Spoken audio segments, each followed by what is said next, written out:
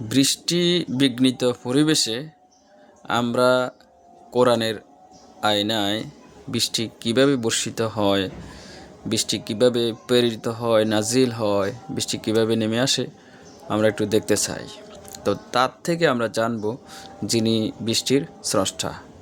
তো তিনি সূরা আর রুমের 48 নম্বর আয়াতে বললেন, আল্লাহুল্লাযী, তিনি আল্লাহ যিনি, ইউরসিলুর রিয়াহা, যিনি বাতাস প্রেরণ করেন, বাতাস পাঠান, সুসংবাদী বাতাস পাঠান। এরপরে ফাতুসিরুহু সাহাবান, এরপর তিনি মেঘমালাকে সঞ্চালিত করেন। মেঘমালাকে অর্থাৎ বাতাসকে তিনি নির্দেশ দেন মেঘমালাকে সঞ্চালিত করার জন্য।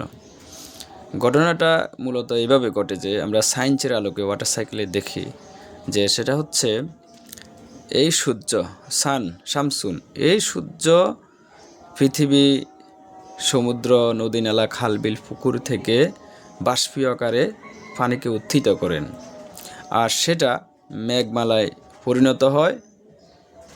এটাই আল্লাহ এখানে বলছেন যে আল্লাহুল্লাযী ইউরসিলুর রিয়াহা, আল্লাহ বাতাসকে প্রেরণ করেন, বাতাসকে পাঠান, ফাতুসিরু সাহাবান, এরপরে মেঘমালাকে সঞ্চালিত করেন।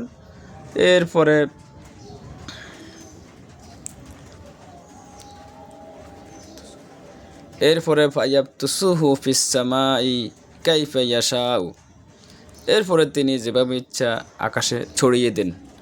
এই মেঘমালাকে যেভাবে ইচ্ছা তিনি আকাশে ছড়িয়ে দেন, অর্থাৎ আল্লাহর হুকুমে এগুলো ছড়িয়ে যায়।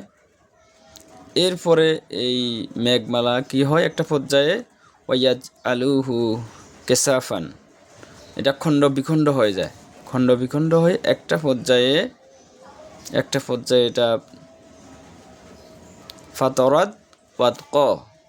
ফাতারাল ওয়াতক, বৃষ্টিতে রূপান্তরিত হয়। এভাবেই বৃষ্টি বর্ষিত হয়। তো এটা হচ্ছে সরাসরি কোরআন থেকে। এই দৃশ্যপট দেখেও যারা আল্লাহকে স্বীকার করে না, এই যে জলজন্ত প্রমাণ, বিশ্বজুড়ে যে বৃষ্টি হয়, কিভাবে হয়, কোন মেকানিজমে হয়, সেটা তো আল্লাহর হুকুম, কুন ফায়াকুন, আল্লাহর হুকুমে সব কিছু হচ্ছে। এরপরেও আল্লাহকে অস্বীকার করার বিন্দু বিসর্গ সুযোগ নেই। আল্লাহর এই কথাগুলো যদি বাস্তবসম্মত হয়ে থাকে, ন্যাচারাল সিস্টেমে সারা পৃথিবীতে সঠিক হয়ে থাকে, তাহলে আল্লাহর সব কিছুই তো, আল্লাহর সকল কথা, সকল হুকুম, সকল আহকাম এভাবে সঠিক বলে প্রমাণিত হবে। সুতরাং নাস্তিকতা হওয়ার বিন্দুমাত্র সুযোগ নেই।